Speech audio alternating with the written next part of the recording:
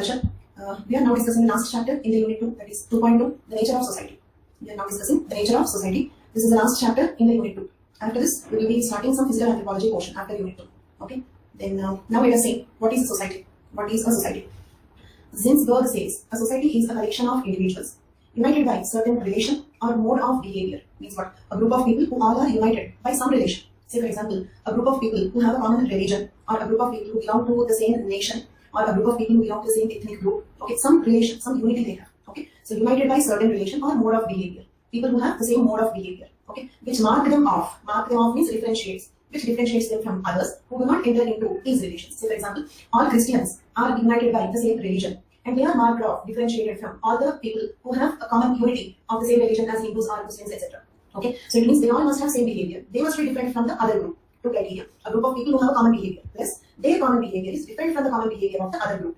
I repeat, a group of people who have a common behavior, and their common behavior must be different, marked off from the common behavior of the other group. Okay, who differ from them in behavior. So this is one definition of society. So finally, society means a group of people who are united by some relation and who all have common behavior. Their common behavior is different from the common behavior of the people in the other society. These are the 3 points you have to understand in this definition.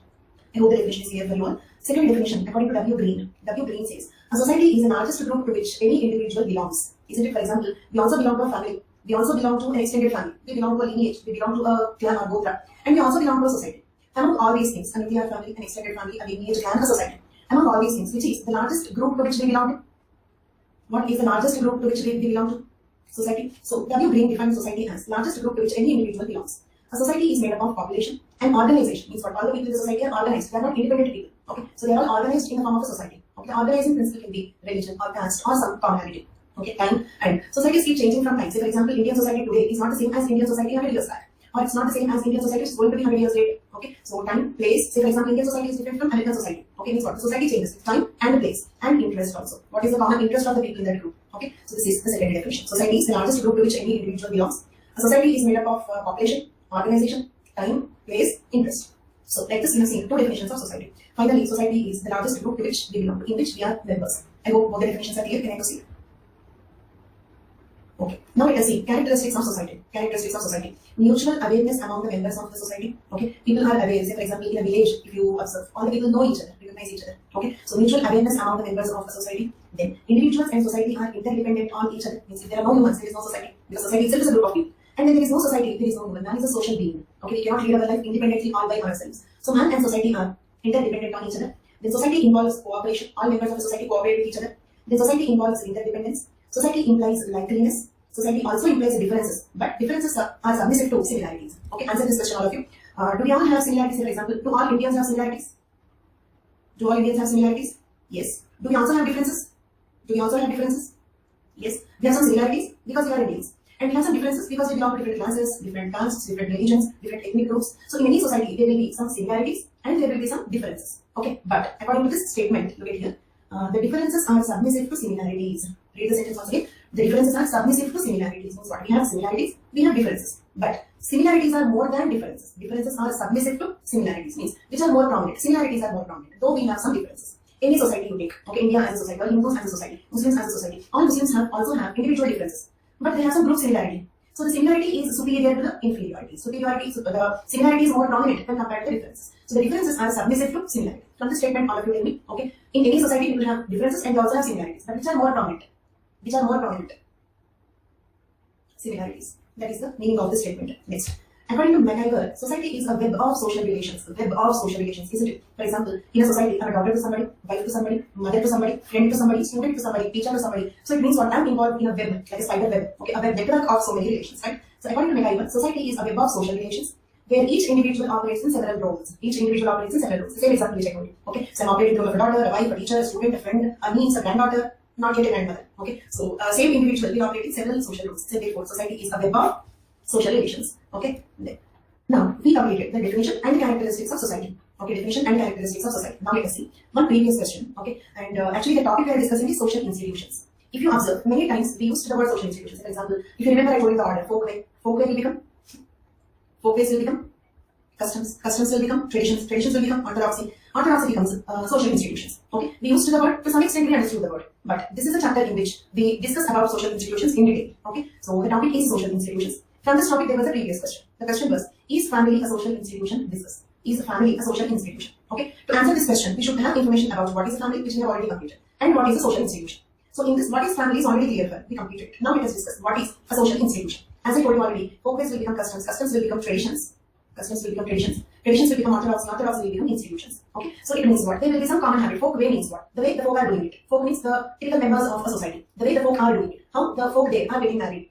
Monogamy. Then monogamy is a folk way, the way people are doing it. Okay. Then later it becomes after a few generations or years, it becomes a custom. Means what? It is more strongly fixed in the mind of the people. That marriage means monogamy. Other forms of marriage are not very correct. Okay. Then later it becomes a tradition. Okay. Later it becomes orthodoxy. When it becomes an orthodoxy, breaking it becomes difficult. Okay. People face a serious criticism when they break an orthodoxy.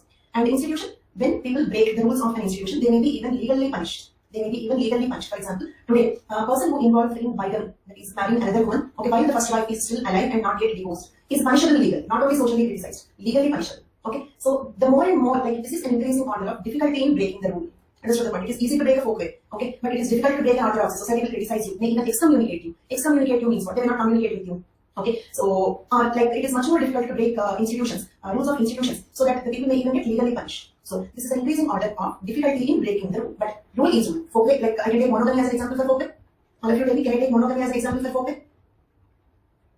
And all of you can also take monogamy as an example for institution.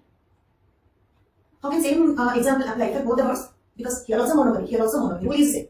But the difficulty in breaking it here is less, and the difficulty in breaking the rule here is more. Rule is monogamy, same rule. The difference only in how difficult it is to break the rule. So this is how social institutions evolve. So in social institutions, the foremost important characteristic feature is rules. If there are no rules, we don't call it a social institution. If there are no rules, we do not call it as a social institution. There is no social institution which is not having any type of rules. Okay.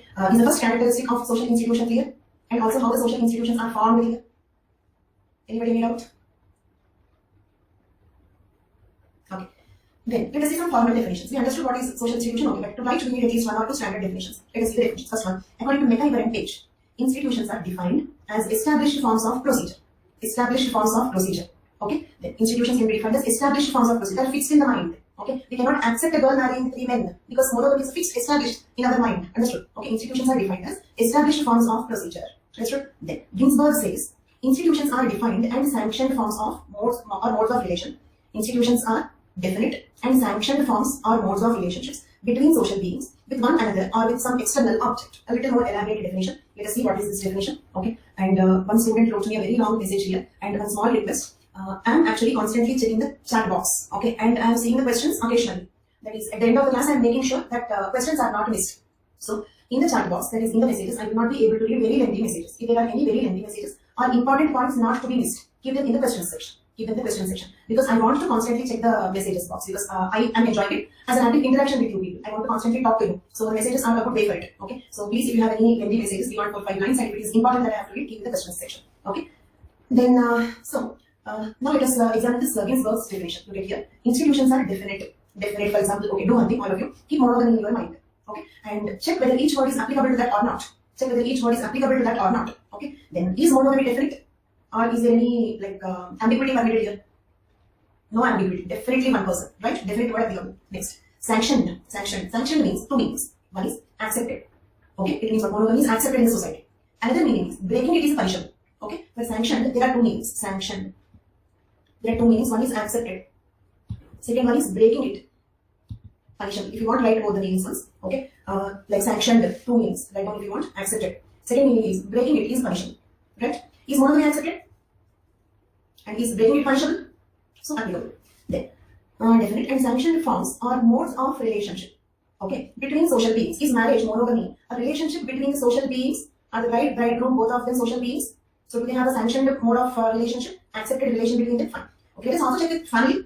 Is family an accepted relation between some social beings? Mother, father, son, daughter, all these are social beings only. And their relation is sanctioned form of relation, accepted form of relation. So the definition applies to monogamy, marriage, and also family, right? With one another, that is understanding. Then with some other external object, Okay, I do one thing. I give you examples for the first statement. That is relationship between social beings with one another. For this, I will give you 2 examples: marriage and family. Accepted relationship between social human beings with one another. Okay, example marriage, family. You try to give me some examples for. Okay, with some external object, not with other members. With some external object, I have an accepted relation. What is that?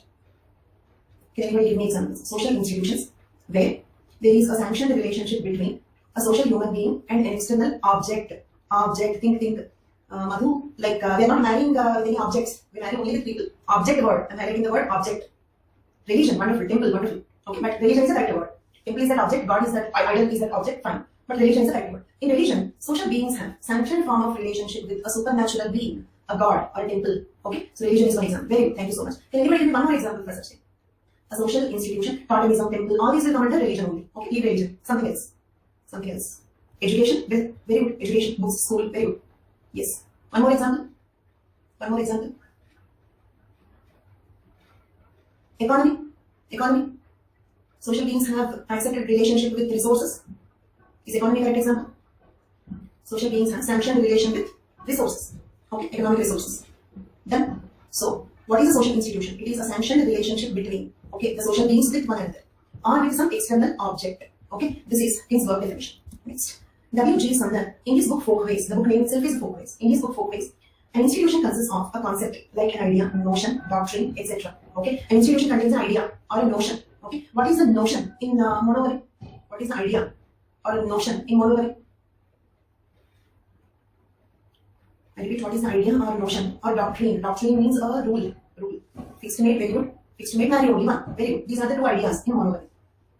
Fixed mate, okay, and the rule of marrying only one person. These are the ideas behind monopoly. So, according to W.G. Sumner, as he wrote in his book Folkways, an institution consists of a concept like an idea, notion, doctrine, etc. And a structure like folk-based customs, orthodoxy institutions. Folk-based customs, orthodoxy institutions. Here, ingredient revision word I did not give because W.G. Sumner did not give that word. This is a flowchart as given in this book Folkways. Okay, so tradition is also correct, but W.G. Sumner did not incorporate that in the flowchart. Done. So, that's an idea what is a social institution. Now let us see characteristics of social institution. Now a small task for you. While we discuss the characteristics of social institution, in your mind, okay, keep monogamy, marriage or family, because the question here is family a social institution? How do we say that family is a social institution? If all characteristics of social institution are found in family, then we can say that family is a social institution. So to answer this question, we should know whether we have the characteristics of social institutions in family or not. So if you want a direct answer for this question, keep family in your mind. Or a similar question possible is marriage a social institution, or is religion a social institution? Is economics a social institution? Okay, so a similar question is possible with anything. Okay, is it stuck or you're able to hear me? Very good, thank you. Thank you, because even if you said I'm stuck, I cannot do anything. Okay, so like here, answering this question is proving that we have characteristics of social institutions in family. Then the statement is proved. So if you want a direct answer for this question, keep family in your mind. Okay, every institution is characterized by some definite objectives. What do you mean by objective? What do you mean by objective? Goal. Okay, functions, goal or functions, or duties, or goal. Okay, so goal means what we have to do finally. That's the ultimate function, duty. Okay, so now tell me, do we have any definite objectives in family? Do we have any quick piece? Do we have any specific object? What are they? What are they? What are the functions of family? Responsibility, upbringing the children. What else? Cooperation, emotional interdependence, incarceration, economic interdependence. Okay, so yes, family is having some definite objectives. So as per this statement, is family a social institution? According to the first statement, is family a social institution? Yes. Then every institution is characterized by certain rules. Do we have rules in family, by the way? For example, if it is a patriarchal family, we have a rule of patrilocal residence. Patrilocal residence is a rule. Even today, matrilocal residence is something which is inconceivable. One day I asked the boys of this class, will you go to your wife's mother's home after your marriage? Everybody invariably said no, never. Such answers I got. Okay, it means what? Like family is having certain rules. The patriarchal family rule is a patrilocal residence. Even today, in the context of extreme levels of modernization, still matrilocal residence is inconceivable in patriarchal societies. Agreed? So yes, family is having rules, no doubt. Okay. Is marriage having rules? Let us simultaneously examine. Is marriage a social institution also or not? What are the rules if you remember? Prescriptive rules, proscriptive rules, incest, taboo, marry only one person, right? All these are the rules. Monogamy itself is a rule. Very good differential, prescriptive, proscriptive. Okay. So yes, marriage, according to the second rule also, marriage and family are social institutions. Okay. Then every institution is characterized by certain definite procedures formulated based on the customs which every individual need to follow. Procedure, say for example, we have marriage ritual. Okay, the procedure followed in the marriage in different marriages is different. The Christian marriage procedure is different. A Hindu marriage procedure is different. Naya marriage procedure is different. Okay, same way every family also they will have some fixed procedures in which a particular way in which they do the things. So yes, according to the third statement also, marriage and family are institutions. Collective activities of individuals in society are responsible for persistence of social institutions. Okay, read this statement out of it. This is one important statement. Collective activities of individuals in the society are responsible for persistence of social institutions. Means what? Let us suppose, answer this question. If all the younger generation feels that while we legalize our marriage, living relation is safer and better. If Everybody in the younger generation feels like that. Do you feel marriage as an institution persists? If all the next generation prefers living relations over marriage, will marriage persist? No. It means marriage persists only with collective activity. Collectively, every human being in the society is getting married. That is the reason why marriage is persisting. Is it clear? Same way, one more question. If all of us feel that, like lot of electricity, water, space, wastage, so let us all abandon families and live in hostels. Okay? So if the people feel these are all not eco-friendly, so much of construction work, so much of electricity, water, resource wastage, let us all live in some hostel-like place. Then, like there will be common cooking, common taking care. We did not worry about everything will be ready-made available. Okay? So if all the next generation feels like this, do you feel the family persist? You feel the family persist? No. Same way, if we all start believing in science and we stop believing in God, do you feel religion persist? No. Means religion persists as long as humans continue to worship the supernatural beings. Religion continues only as long as, okay, the human beings continue to worship the supernatural beings. Same way, family persists only as long as people continue to live in families. Marriage persists only as long as people continue to get married. Means for the persistence of social institutions, we need some collective activity. Okay, if everybody does it, then only it will continue. Is it clear? Okay, now let us say I give you one very good example. All the children stopped going to the schools because of the COVID lockdown. Okay, the schools did not continue. Okay, so it means what? When there is a human collective activity, then only the institutions persist. They will continue. Okay, then here I'll give you one small point. You may not understand it completely at this level. There is one theory called structural functionalism. Structural functionalism, which we will discuss in Unit 6. I'll tell you something. If you do not understand, don't worry. We will discuss later in Unit 6. This statement is a perfect example for structural functionalism. Structural functionalism states that, listen to the statement clearly, structural functionalism states that humans have a function to maintain the social structure. Humans have a function to maintain the social structure. From this I will ask you two questions. Who have functions here? Who have functions? Humans. What is the function? What is the function? Maintaining social structure. Maintaining social structure. That is nothing but structural functionalism. Example, humans have a function to maintain a social structure called marriage. If humans do not maintain marriage, marriage will not persist. If humans do not maintain family, families do not persist. So social structure continues only as long as humans perform their function to maintain the social structures. I repeat, social structures continue only as long as humans are doing their duty, function to maintain the social structure. If we stop doing that function, then the structures will not be maintained. They will not persist. Okay, so leave structural functionalism now. It is too deep to discuss on some 13th or 14th day of the course. Okay, it's absolutely fine if you did not understand the full level of it. Okay, but collective activities of individuals in society are responsible for persistence of social institutions. I hope this sentence is 100% clear for all of you. Okay, next. Next, institutions are means of controlling people in the society. Institutions are the means of controlling people in the society. Means what? Let us suppose, if we all decide to commit crimes, if every human being decides to commit crimes, then prisons will not be sufficient to arrest all of us. The forces will not be sufficient. Forces will be minority when compared to criminals. Forces will not be sufficient to punish the criminals. Is it clear? Means law cannot handle. Okay, legal system cannot handle if every human being decides to commit crimes. Most of the people have decided not to commit any crimes. Most of us have decided that we are not going to commit any crimes. That is the reason why the legal system is able to handle with the criminals. It is the reason why the prisons are sufficient to arrest the criminals. The forces are sufficient to handle with the criminals. Why? Because majority of the people decide not to commit the crimes. But by the way, why do we decide not to commit the crimes? Okay, because if I do something, my mother will be insulted, my father's prestige will be deteriorated, okay, or my husband will feel insulted, or my daughter will suffer. If I do something, my daughter will suffer. Nobody will marry my daughter. Okay, so and say for example, any crime happens, any rape or any crime happens. The first question that comes in debates and social debates is what kind of family they belong to.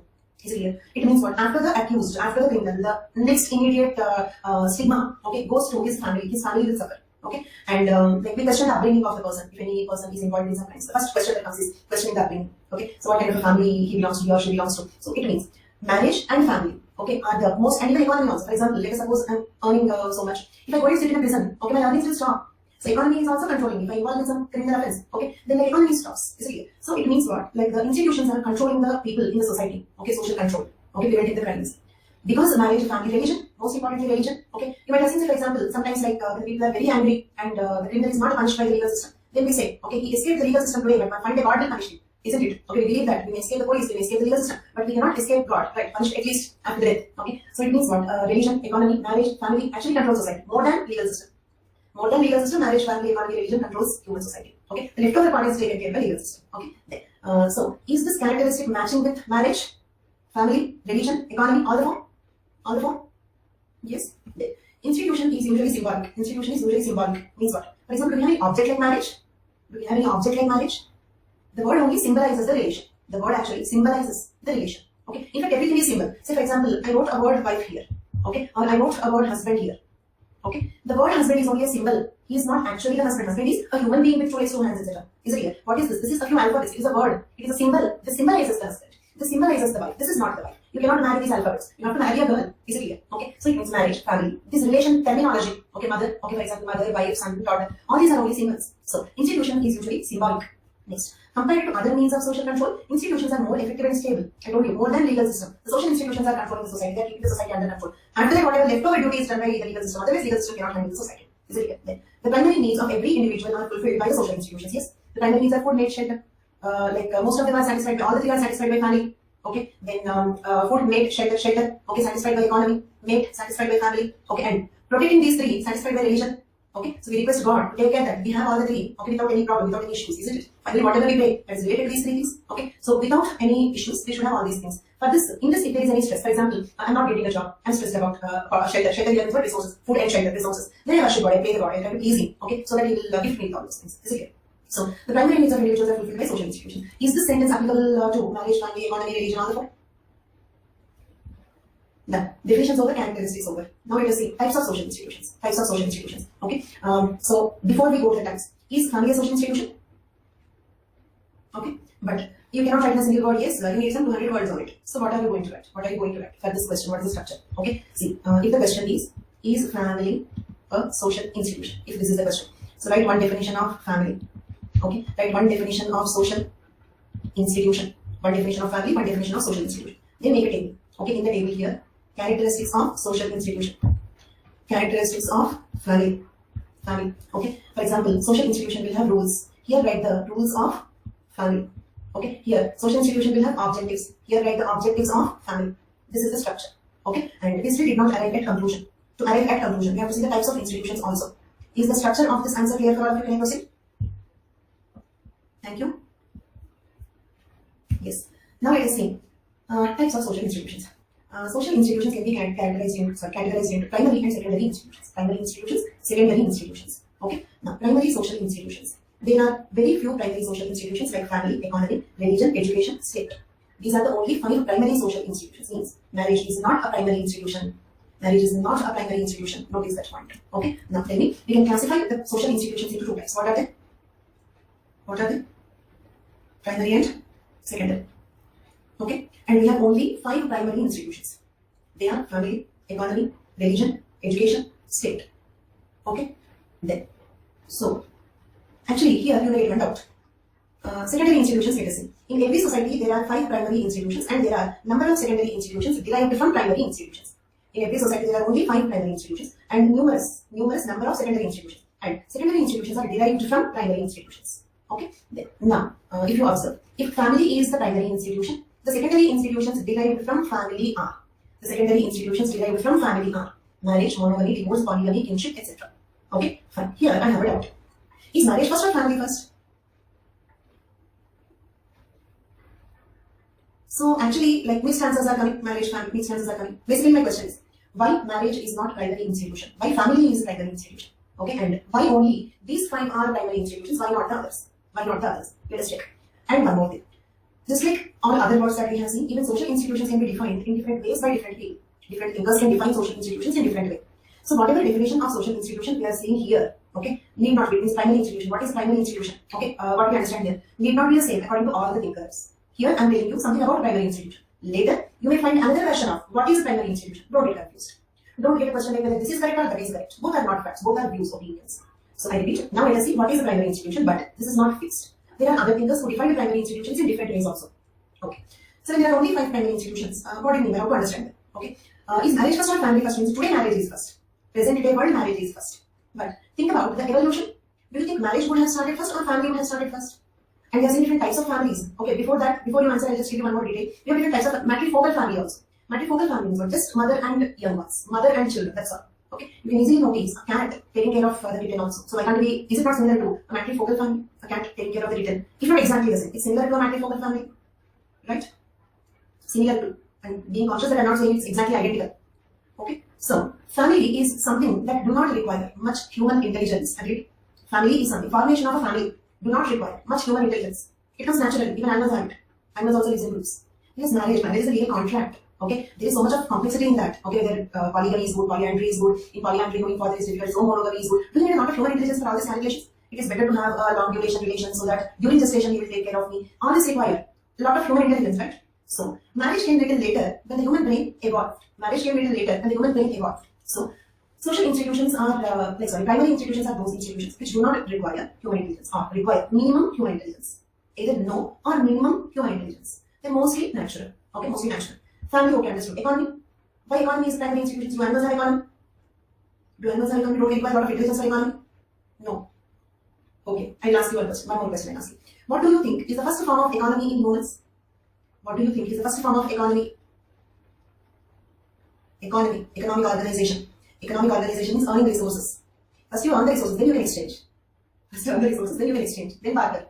To exchange in the barter system, we need resources. Now all of you came to the point. Okay, so what is the first form of economy? Hunting gathering, right? So don't you think a tiger also hunts? Don't you think a tiger also hunts? Do we need a lot of human intelligence for this? No. So economy is a primary institution. Understood? Economy is a primary institution. Okay, then religion. Let us come to religion little later. Education. Do you need a lot of human intelligence for education? No. Again, I'm not speaking about some engineering or medicine or civil services. Education means, for example, for a fish, swimming is education. Okay, for a dog, for a just born puppy, a just born kitten, walking is education. Okay, for a just born tiger's cub, hunting is education, learning to hunt. Okay, do you feel some naturally living tribes like Sentinel is a tribe? Do you feel like they are doing engineering and medicine, or some law or something else? No. What is education for them? Learning the hunting, learning the hunting. So is education natural? Every living organism is learning how to live. We are also learning how to live only, but that becomes very, very complicated in the human evolution process. We have to study so much to be capable of living the way we want. Okay, but basically education is not civil services or engineering or medicine. Education is learning to live. So education, primary institution. Okay, then state, religion, they both are not zero human intelligence, but minimum human intelligence. For example, like that Jane Goodall's experiments that even chimpanzees have some spiritual feelings and all. Okay, so like that, even religion, a kind of see, every living organism wants to survive. Okay, so whenever there is a feeling that there is a threat to my survival, okay, then depending on some supernatural beings came, mostly natural or with little human intelligence. We don't require much human intelligence for religion. Okay, in fact, religion we blindly follow. Do we intelligently think why should we worship the idol? Do we think like this? We blindly do it, isn't it? Okay, so I told you zero human intelligence or little human intelligence. Okay, in that way state. Okay, when we want to live securely, some kind of control system is also required. This is also not very complex contract like marriage or something. So primary institutions are those institutions which originated either with no or with little human intelligence. We have only 5 primary institutions: family, economy, religion, education, and state. Okay, then so now secondary institutions are those institutions which are derived from the primary institutions. From family as a primary institution, the secondary institutions are marriage, monogamy, divorce, polygamy, kinship. You know, kinship is formed with matrimonial alliances. Levi's trust, if you remember. Okay, then economy, property, banking, trade. All these are secondary institutions. Banking require a lot of human intelligence. Economy do not require a lot of human intelligence. But understood? Okay, so religion, little human intelligence, but church, temple, totem, taboo, all these things require more human intelligence. Next, state. Okay, some sort of control is probably with little human intervention, but democracy came into being. Okay, a lot of human intelligence planning, trying and checking different other possibilities. Okay, so democracy, for example, monarchy, democracy, different forms of governance require a lot of human intelligence. So these are primary and secondary institutions. Now I'm going back to the structure. Okay, is family a social institution? We started the definition of family and then the definition of social institutions, and then characteristics of social institutions, corresponding characteristics of family in the form of a table. Then conclusion. Okay, so thus family is a primary social institution. Okay, so conclusion is family is a primary social institution. Now let us take a hypothetical question: is marriage a social institution? Then say structure. You have to write the definition of marriage, then social institution, then table, characteristics of social institution, corresponding characteristic of marriage, then conclusion. Conclusion. Marriage is a secondary social institution derived from the primary institution, family. Marriage is a secondary social institution derived from the primary institution, family. So this is how we can answer both the questions: is family a social institution or is marriage a social institution? Will you all be able to write this answer? Thank you. Then social groups. Social groups. Let us see what we mean by social groups. According to Sheriff and Sheriff, a social group is a social unit which consists of number of individuals who stand in definite status and role relationships. Status and role means what? Like every human being will have a position. Say for example, rich and poor, or higher caste, lower caste, or higher varna, lower varna. Okay, so that is called status. Role means what? Like what am I supposed to do being a member of that status? For example, a Brahmin. Brahmin is a status. Being a Brahmin, he need to read Vedas and teach Vedas. Officiate as a priest in a temple. Right? This is role. Okay. Did you understand the two words status and role? Status is a position in a society. Role is what the people are supposed to do being the members of that society. Being the members of that society. That is what is role. For example, Brahmin is a status. Role is officiating as a priest in the temple. Okay. Reading Vedas and teaching Vedas, etc. This is role. Kshatriya is a status. Okay, role is warriorship, protecting the kingdom, etc. Okay, status and role. Now let us see what is a social group. We completed social institutions. Now the next word we are going to understand is social groups.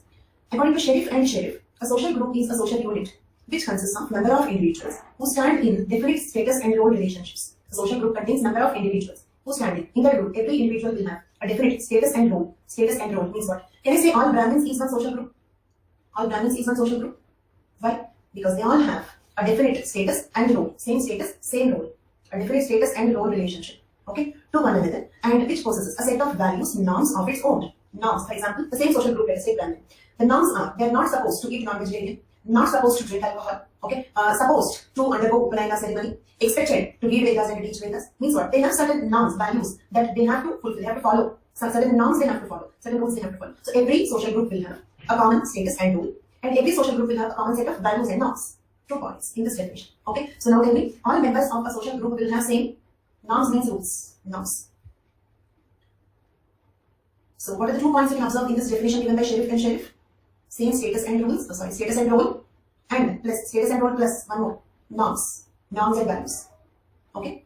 Norms, values, morals, ethics, similar words. Norms, values, morals, ethics, similar words.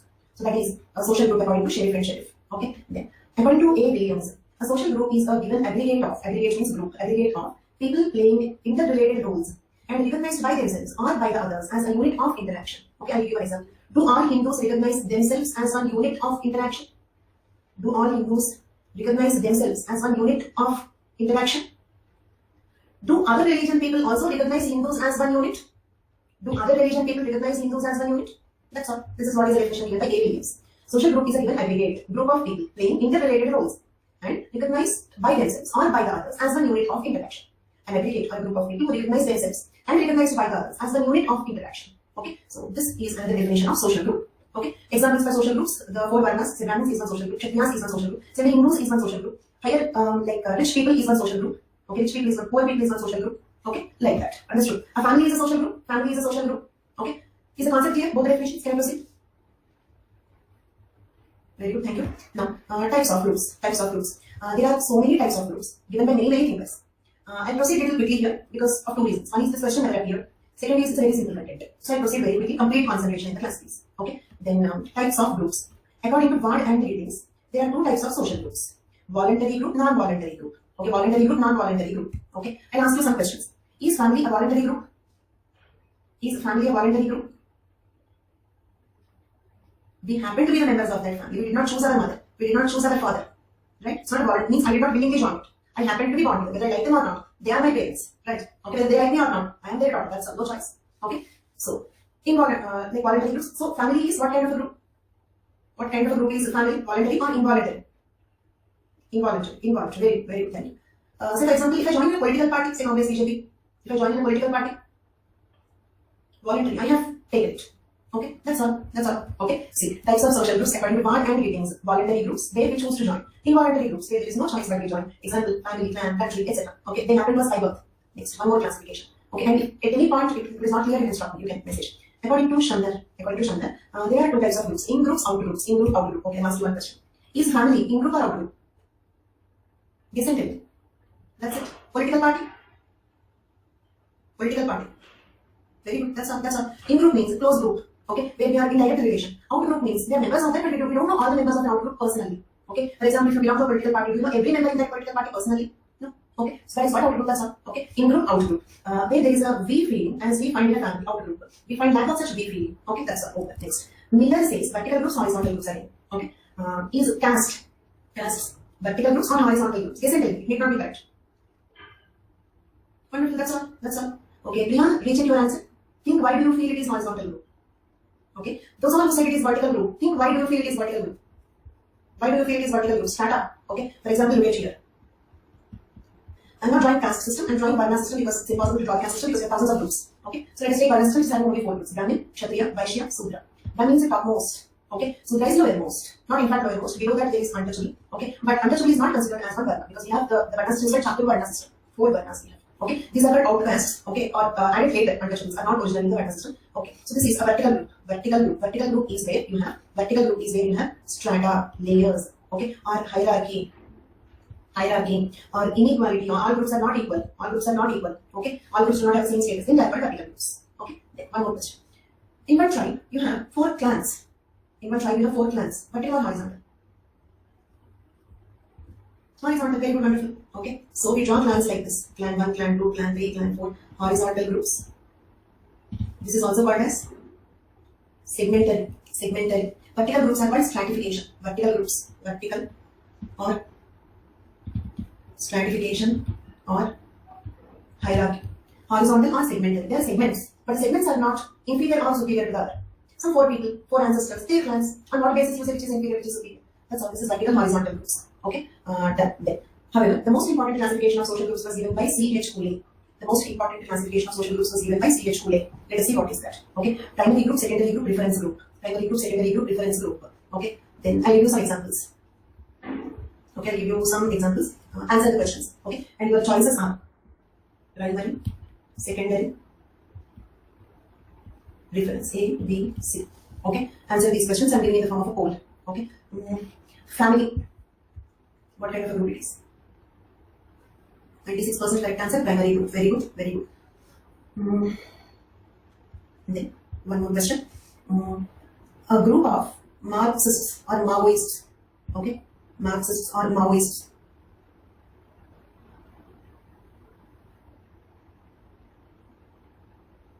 Reference group. C is the correct answer. 67% gave the correct answer. C is the correct answer. Reference group. Why? Because we are referring to Karl Marx. Karl Marx followers. Mao followers, Maoists, Marxists, reference group. Understood? Then, now, marriage.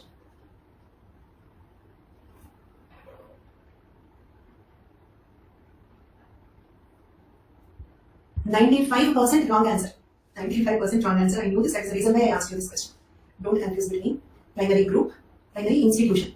Okay, 95% wrong answer because all of you got confused between primary institution, primary group. Primary group means group of close people. Okay, primary group means group of close people. Primary institution is different. Institutions formed with little human intelligence. Don't confuse between both. Is the difference clear for all of you? Is the difference clear?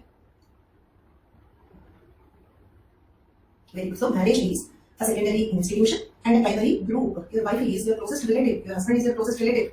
Primary kin. Do you remember primary kin? Okay, they are the primary kin. Right? So primary institution, primary group should not confuse. That is the reason why I asked you this question. Okay, very good. Then it means you understood these 3 terms also. Primary group. Persons have face-to-face relationship. Okay, persons have face-to-face relationship. The best example of primary group is family or kin.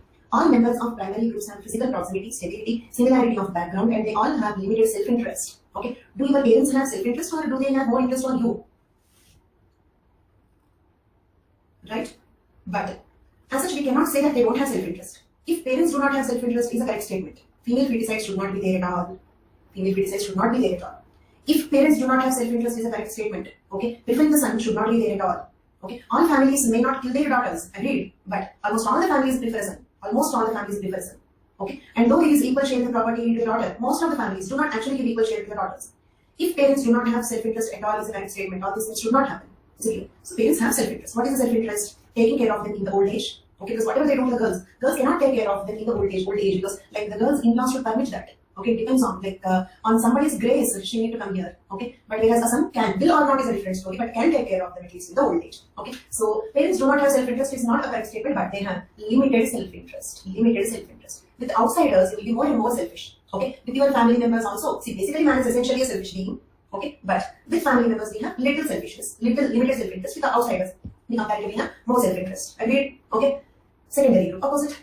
These are larger social groups. Here the human relations are based on mutual interest. For example, common political party, just mutual interest. Okay, such as friends, trade union, etc. Here the members have formal and impersonal relations. Here members have formal and impersonal relations. Okay. Reference groups. In such groups, members compare themselves to a reference. Members compare themselves to a reference, Marxists, Maoists, etc. Gandhian, right? That's called a reference. We are referring to somebody. Are we clear? Next, one more classification. George Hassan classified social groups into 4 types. George Hassan classified social groups into 4 types. What are they? Pro-social groups that work for society. Okay. Anti-social, which harm the society. Pseudo-social, who claim that they favor, they help the society, but actually they work for self-interest. Unsocial, indifferent. Let us see some examples for it. Okay. Pro-social. Can you say an NGO organization working for the tribal development of social group, pro-social group? Thank you. Then a group of terrorists or a group of dacoits, anti-social group. Okay, pseudo-social group for their own gain, not for the gain of society as a whole. Okay, any political party who is not sincere enough, okay, is a pseudo-social group. Okay, they like making propaganda, making promises that they will do so many things, but finally not doing it, not even having the intention of doing it. That is called as pseudo-social. Okay, next, unsocial, indifferent, groups that live to themselves and for themselves and does not participate in larger social activities. Okay, so they do not participate in larger social activities, they live for themselves. Okay, indifferent people having some different ideologies or like they worship some Babaji or some group, small group, indifferent. They neither harm the society nor favor the society. Okay, next, one more classification. Ferdinand Tonies classified the social groups into open groups, closed groups. Open groups, closed groups. I'll give you examples. Answer that please. Say, for example, a poor man just by getting a lottery ticket can become a rich man. So is a class an open group or a closed group? Is a class, economic class, closed group or open group? Very good. Why open group? Because I can change the group. Okay? Little changes in the lottery. Or say for example, in the urbanization process, the cities expand. Okay? The villages in the city outskirts, okay, land value increases so much and all of a sudden they will become millionaires. Right? So a poor man can become a rich man. A rich man can become a poor man as well. Okay? So these are open groups. Okay. Do you think you can change your caste? Do you think you can change your caste? Will the girl's caste change with marriage? Will the girl's caste change with the marriage? Yes. Then in that case, let us suppose all the unreserved girls in the class, okay, no reservation, upper caste people. Let us suppose your civil service attendance are over. So if you marry a BC boy or SC boy, will you get some extra attendance? Or some age relaxation? No, right? Now tell me, can we change caste? Will the caste of the girl change with marriage? Caste of the girl do not change with marriage. Okay? Personal choice, they may change the surname. That is not caste. They may change the surname, but that is not caste. Caste of a person do not change with marriage or with choice. And in India, very funny thing. So, answer this question: is change of caste a bigger change, or change of a religion a bigger change? Change of caste, change of religion, which is a bigger change? It is a bigger change. It's a major change. Religion, right? Castes are just groups within the religion. But very funny thing in India is changing religion is possible. One can change religion, but one cannot change caste. Okay? If I want, I can change my religion to Christianity. But within Hinduism, I cannot change my caste. Right? In the modern times, because of reservation. But traditionally also, caste is a closed group. Varna was an open group. With marriage, Varna changes. Varna was an open group. Caste was and is a closed group. Okay? So, that is nothing but open groups, closed groups. Next, one more classification. Symbol. Classify the social groups on the basis of number of individuals. Monarchs, don't ask me, how can monarch be a group? There is only one person. Don't ask me, ask symbol. Okay, this is his classification. If you feel it is wrong, don't write it. But don't change it. Because that is the classification given by symbol. Okay? Monarchs, one person. Dyads, two persons. For example, married couple without children is a dyad. Okay? Triads, a nuclear family having a single child is a triad. Okay? So, next, one more classification. Are all the classifications still here clear for everybody? Thank you.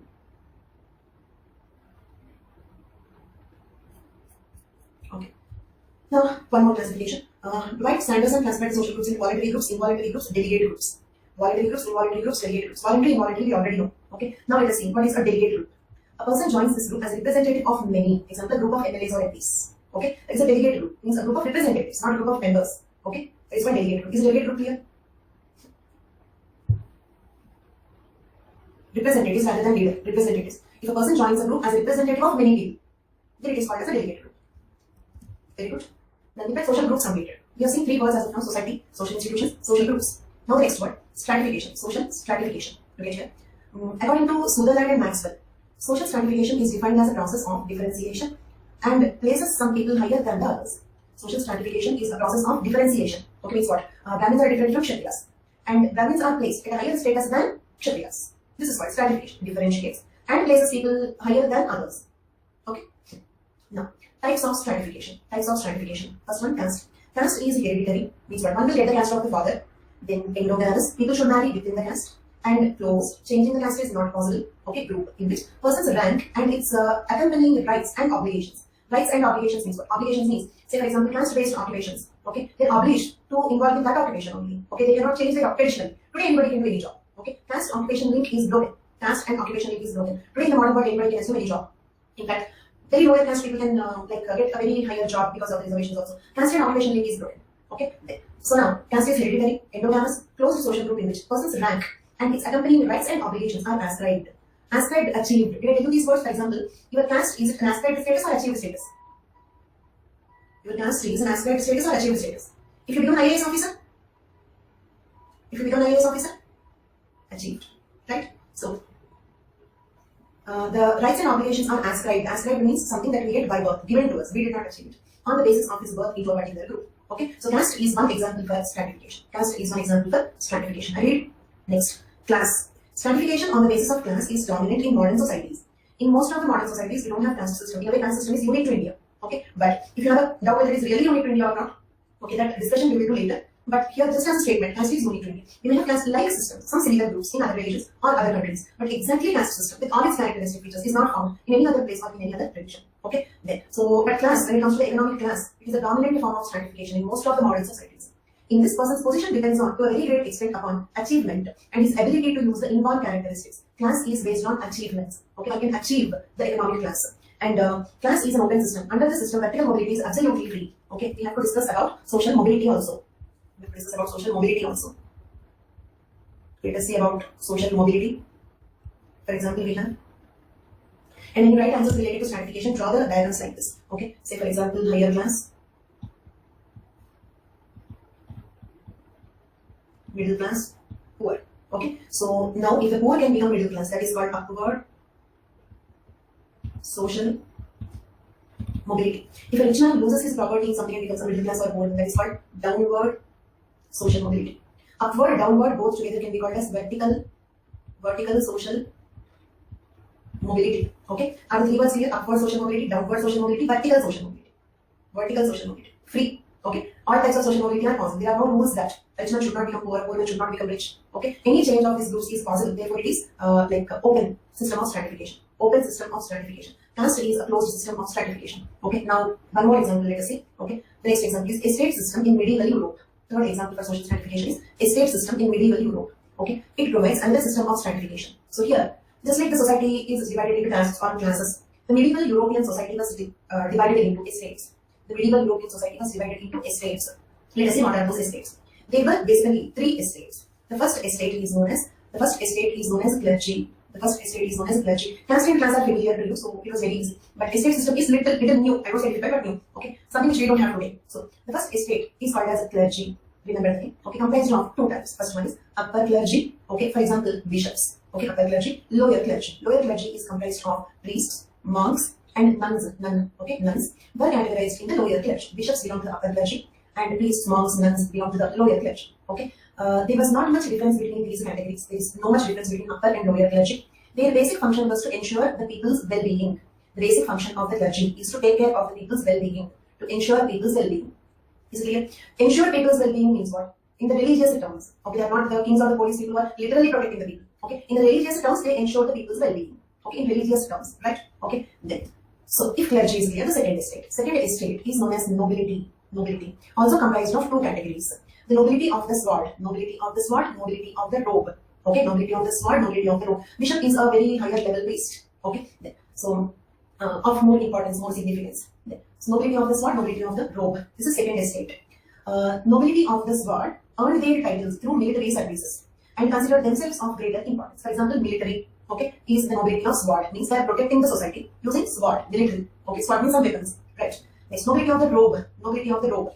So, gained noble titles from non-military services such as financiers, administrators, magistrates, court officials. Okay, they also protect the society, but not using the weapons, but using law. Okay, in the form of maintaining law and order. They maintain the society in the form of maintaining the law and order. Okay, so financiers, administrators, magistrates, court officials will form the nobility of the robe. Okay, so like very clearly military, nobility of the sword. Okay, the court officials, nobility of the robe. They give judgment in relations by the robe is a kind of some dress they wear. Okay, in the court in those days, it's a power, it's a position. Okay, but they wear a particular type of dress to indicate that they belong to that status. Okay, then.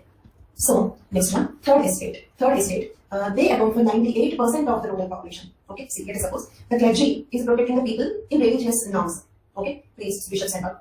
The nobility is also protecting the people only. Okay, by maintaining the law and order. For example, the nobility of the road by giving judgments, nobility of the sword practically implementing, finally protecting people. Okay, and clergy by mediating the supernatural world, by mediating the priest is a mediator between people and the supernatural world. Agreed? A priest is a mediator between people and the supernatural world, right? So, clergy is protecting the people by mediating the supernatural world. Nobility is also protecting the people. Okay, nobility of the robe by giving the right judgments, and nobility of the sword by practically implementing the law and order. Okay, so clergy, nobility, both are protecting the people. The people belong to the third estate. The people that who are being protected by these two levels. Okay, so they form the third estate. Common men, folk, common men, public. That is the third estate. They account for 98% of the total population. They were the commoners, forced to pay higher taxes and actually one small point in the evolution of political organization. Political organizations, okay, actually the claim is they protect people. The claim is they protect people. But, okay, one theory states that the political organizations originated to protect themselves but not the public. Political organizations originated to protect themselves but not the public. For example, okay, a king will maintain a lot of army, okay, military to protect himself first, okay, and he protecting the people also to protect himself again, so that they will not revolt. Okay, so that is how. And even today also, so much of issues in the political, like say we spoke about the pseudo social groups and all. Why many politicians are not working sincerely for the welfare of the people? Why there are so many welfare programs, schemes and all on the paper but not being implemented? Because basically the political organization originated to protect itself, and protecting the people also is to protect its own self. For example, if a political organization does some work for the people, then only the people will vote them. So finally, one theory states that the political organizations originated to protect themselves but not to protect the people.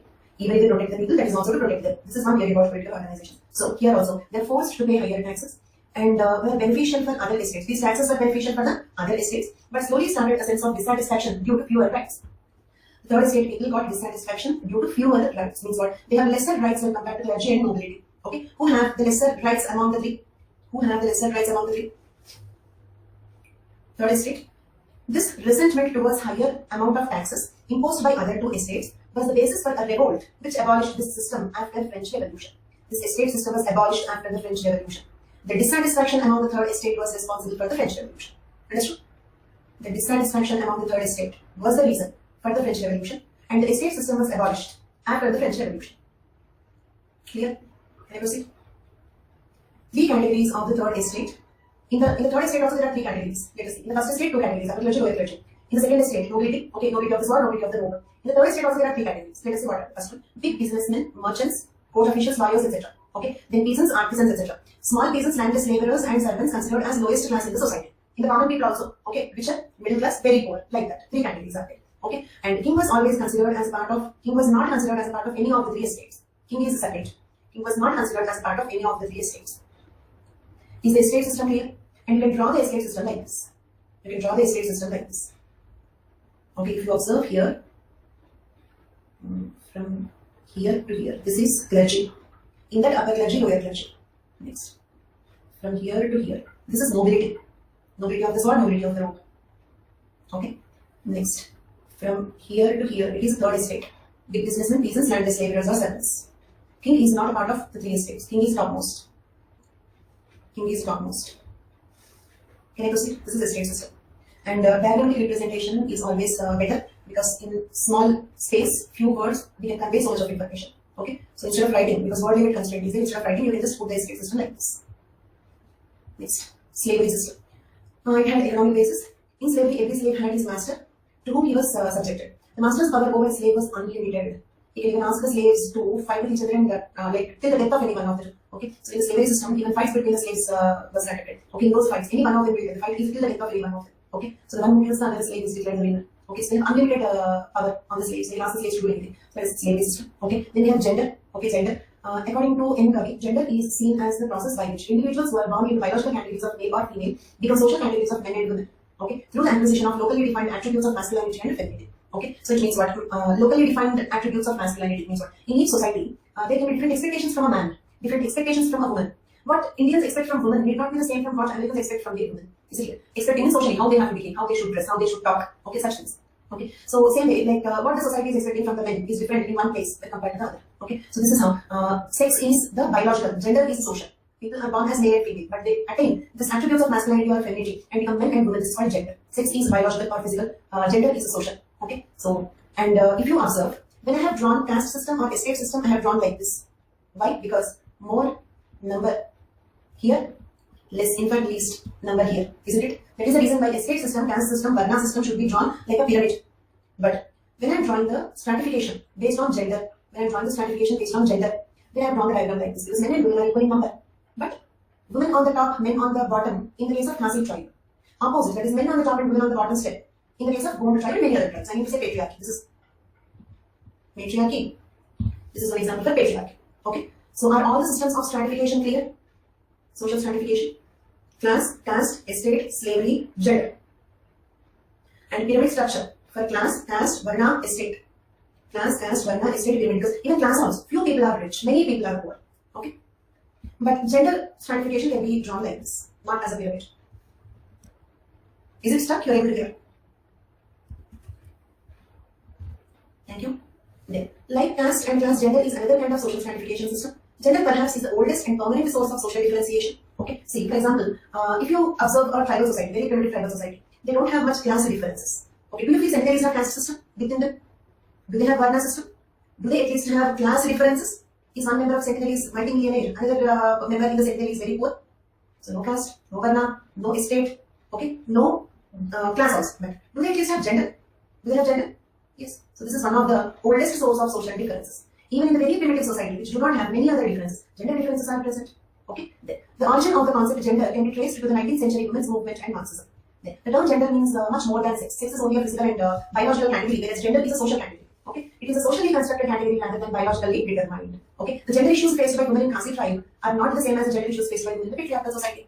But sex is the same. There also female, here also female. Sex is biological, simple. Gender is a complex socially constructed concept.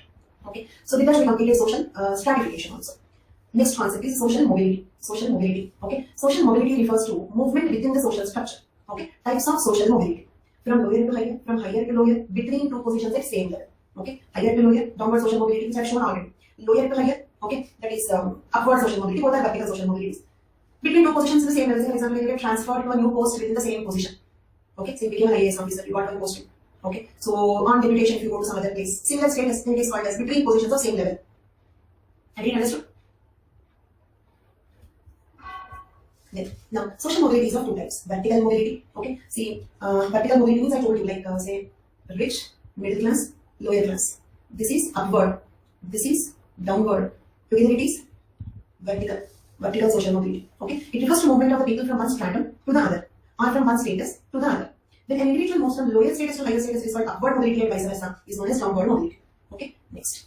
Social mobility can be classified like this. You can draw the flowcharts like this. Okay, see, sometimes I may give you flowcharts, but you can draw even if I am not like any content. Say you have any classification, you have some 4 types in something, then you can make it like a diagram. Okay, 3, 4 types in something. Okay, you can draw it in the form of flowcharts. Social mobility. Okay, vertical. Vertical can be upward to downward. Next, horizontal. Horizontal means, for example, a job transfer, for example. A job transfer, for example. Then intergenerational. Intergenerational means what? Like if the mobility is happening between the generations, it means in the next generation they became poor, or in the next generation they became rich. Then it is called intergenerational. Okay, so I am poor but my daughter is rich. That is intergenerational mobility. Okay, I am poor but I only became rich, not my daughter. That is intragenerational mobility. Understood? Clear for all of you? So downward mobility, upward mobility. This is social structure. This entire thing is called as a social structure. This entire thing is called as a social structure. Then horizontal mobility. Okay, it refers to movement of people from one social group to another situated in the same level. It indicates change in position without change in status. Change in position without change in status. Apart from the above two broad types of social stratification, there are 2 other types: intergenerational, intragenerational. When changes in the status occur from one generation to another, it is called intergenerational mobility. When changes in status occur within one generation, it is known as intragenerational mobility. Simple. I am poor, but my daughter became rich. Name the mobility. I am poor, but my daughter became rich. Name the mobility. Intergenerational. I was poor, but I became rich.